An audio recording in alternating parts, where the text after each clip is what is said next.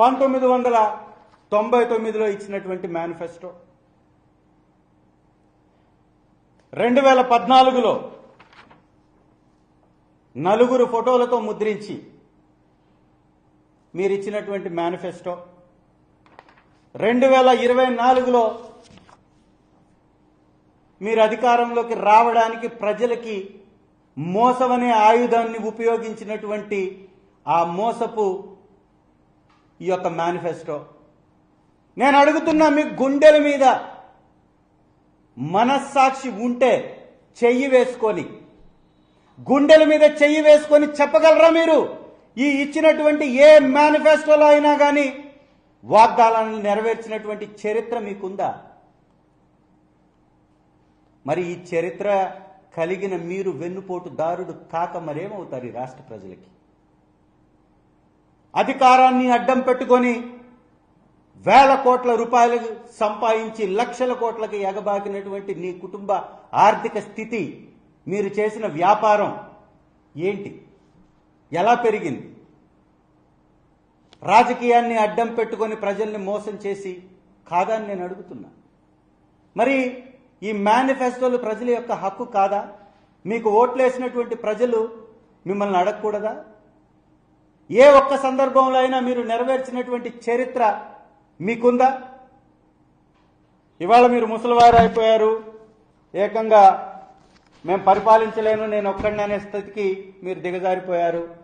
మీ తెలుగుదేశం కూడా ఒంటరిగా పోటీ చేసి గెలిచేటటువంటి సత్తాని కోల్పోయింది. ఆ విషయం మీరే మీ చేష్టల ద్వారా, మీ క్రియల ద్వారా మీరే చూపించారు.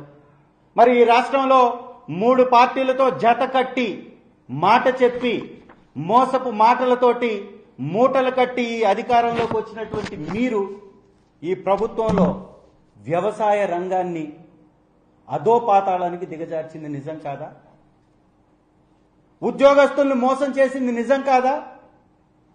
వ్యాపారస్తుల్ని మోసం చేసింది నిజం కాదా? విద్యార్థుల్ని మోసం చేసింది నిజం కాదా? బడికి పోయే తల్లుల్ని మోసం చేసింది నిజం కాదా? మహిళల్ని మోసం చేసింది నిజం కాదా అడుగుతున్నా నేను. వీరికి ఇచ్చినటువంటి ఒక్క వాగ్దానాన్ని కూడా 1 సంవత్సరంలో నెరవేర్చకపోతే, మీకు చేత కాకపోతే, ఈ సంవత్సర ఖజానాతో పాటు 1,50,000 కోట్లు అప్పు చేసినా మీరు పథకాలు ఇవ్వకపోతే, ఇంకెన్ని లక్షల కోట్లు అప్పు చేస్తే మీరు పథకాలు ఇస్తారు? ఇది రాష్ట్ర ప్రజల మాట. మేము అడుగుతున్నాం. సమాధానం చెప్పవలసినటువంటి బాధ్యత మీకుంది. ఖచ్చితంగా మీరు సమాధానం చెప్పాలి. ఏ వ్యవస్థ అయినా వ్యవసాయ రంగంలో ముఖ్యంగా తీసుకుంటే, ఈ రాష్ట్రం ఆధారపడి ఉన్నటువంటి ఆక్వాకల్చర్ నిర్వీర్యం చేసి ఇవాళ క్రాప్ హాలిడే ప్రకటించేటటువంటి దీన స్థాయికి మీరు దిగజార్చారు. చాటగాని ప్రభుత్వాన్ని నడిపిస్తున్నారు మీరు. ఇవాళ ఆక్వా రైతులు మూలను కూర్చోనే పరిస్థితి, ఆక్వా రంగం మీద ఆధారపడ్డటువంటి వ్యాపార వ్యవస్థలన్నీ కూడా మూలను పడిపోయినటువంటి పరిస్థితి. లక్షల మంది ఆధారపడ్డటువంటి వ్యవస్థని నిర్వీర్యం చేశారు. కోకో రైతులు రోడ్డెక్కి బజారుకెక్కి మీ ప్రభుత్వానికి వ్యతిరేకంగా నిలదీస్తున్నారు. వారికి సమాధానం ఎవరు చెప్తారు? పత్తి సగానికి ధర పడిపోయింది. మిర్చి కనీసం 10,000 పలకట్ల 24,000 అమ్మినటువంటి మిర్చి ధర ఇవాళ 10,000కి పడిపోయినా కొనే నాదుడు లేడు. పొగాకుని అడిగే నాదుడే లేడు. ధాన్యాన్ని తీసుకునేటటువంటి కొనేటటువంటి నాదుడే లేడు. చిట్ట చివరికి సినిమా రంగం, సినిమా హాళ్లు మూసుకునే పరిస్థితి. మీ నాయకుడు కూడా సినిమాని వెనక్కేసుకునే పరిస్థితి. ఒక ఉద్యోగం ఇచ్చావా? ఒక కొత్త వ్యవస్థని తెచ్చావా? ఉన్న ఉద్యోగాలని తీసివేసి ఒకవైపున మద్యం వ్యాపారం, ఒకవైపున మట్టి వ్యాపారం, ఇంకొక వైపున ఇసుక వ్యాపారం. ఈ 3 వ్యాపారాల్లో మునిగి తేలుతున్నారు తెలుగుదేశం నాయకులు. కమిషన్ల కక్కుర్తితో అధికారులు కూడా వాళ్ళకి దాసోహం అంటున్నటువంటి పరిస్థితి చరిత్రలో ఎన్నడూ లేదు. కూలి పని డబ్బులు కొట్టేసినటువంటి ప్రభుత్వం.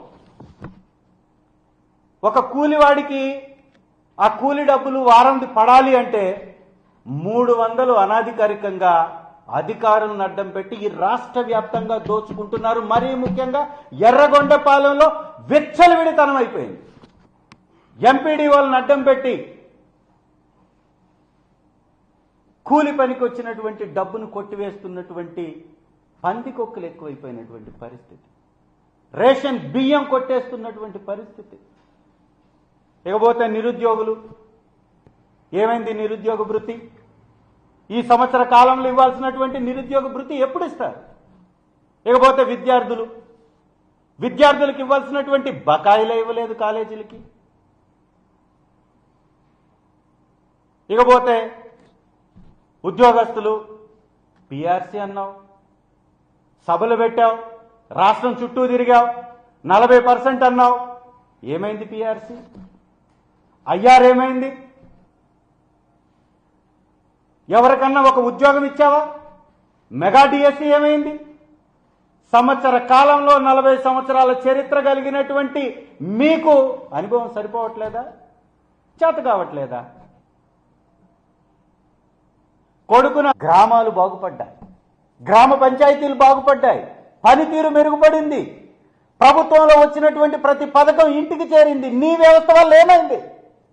పంచాయతీ సర్పంచులందరూ నిర్వీర్యం అయిపోయారు.